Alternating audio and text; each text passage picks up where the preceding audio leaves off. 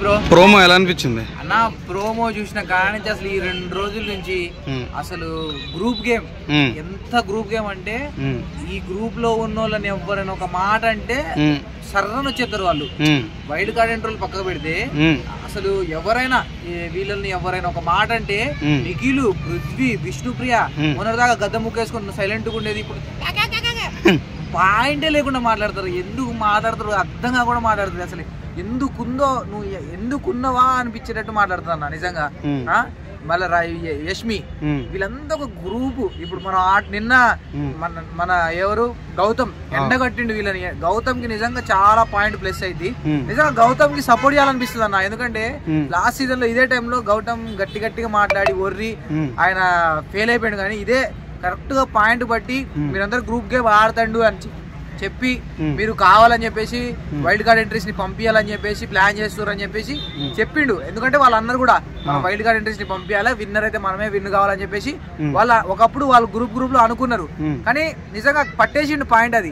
గౌతమ్ అనుకొని అవును మీరు గ్రూప్ రావాలి, వైల్డ్ కార్డ్ ఎంట్రీలు ఉంచొద్దు అని అనుకుంటారు అని చెప్పేసి ఆ కాన్సెప్ట్ మీద చెప్తే విష్ణుప్రియ పృథ్వీతో అంటే నిఖిల్ రేజ్ అవుతాడు. నిఖిల్ కి ఏమవసరం? నిఖిల్ రేజ్ అవుతాడు, విష్ణుప్రియ రేజ్ అవుతాడు. విష్ణుప్రియ అసలు నిజంగా అన్న లోపల నన్ను పంపితే పల్ల బయటికి పంపిస్తానా? ఏమన్నా ఆడుతుంది అన్న? ఎవరు కాపాడుతున్నారా? అసలు ఎన్ని వేలు ఖర్చు పెడితే బయట ఉంటుందో కానీ అసలు Vishnupriya worst gamer. Bigg Boss ఇన్ని సీజన్లలో Vishnupriya worst gamer. Bigg Boss ఒకవేళ విష్ణుప్రియ టాప్ 5 లో ఉంటే మాత్రం బిగ్ బాస్ ఇక అది పేడ్ బిగ్ బాస్, అది అన్పేడ్ కాదు, అది పేడ్ బిగ్ బాస్. అసలు కామెంట్లు కూడా డబ్బులు ఇచ్చి పెట్టిస్తారు. ఒక్కొక్కటి 1000 ఈమెయిల్ కొనడో 2000 ఈమెయిల్ కొనడో కానీ ఇంత గలీజ్ గేమ్ అన్న. ఆటోలో గేమ్ తోసేటప్పుడు కూడా ఎక్కడైనా గ్రూప్ గేమ్ లేదు. ఒకప్పుడు ఆ ఓజీ క్లాన్స్ అన్నారు, ఇప్పటికీ వాళ్ళు అదే గ్రూప్ గేమ్ ఆడతారు. అరే ఇది మన రోహిణిని దోసేశారు, టేస్ట్ తేజని దోసేశారు, లాస్ట్ గ్రూప్ అయితే యస్మిన్ దోసేశారు.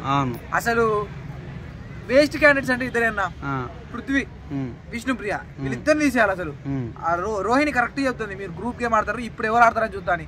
ఇప్పుడు ఏముంది, ఆటోలో ఇద్దరు ఉన్నారు, పృథ్వీ మన విష్ణుప్రియ ఆటో దిగి వెళ్ళిపోయింది.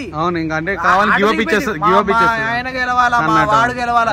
నిజంగా 30 సంవత్సరాలు పెళ్లి చేసుకున్న వాళ్ళు కూడా అంత యాక్టింగ్ చేయరు. కానీ ఏమో మరీ ఓవర్ యాక్టింగ్ చేస్తుంది. ఏమో నా మొగుడే ప్రత్యేకం అని. నిజంగా పెళ్లి చేసుకుని వాళ్ళు ఆడినా కూడా ఎవడు గేమ్ వాడు ఆడతాడు.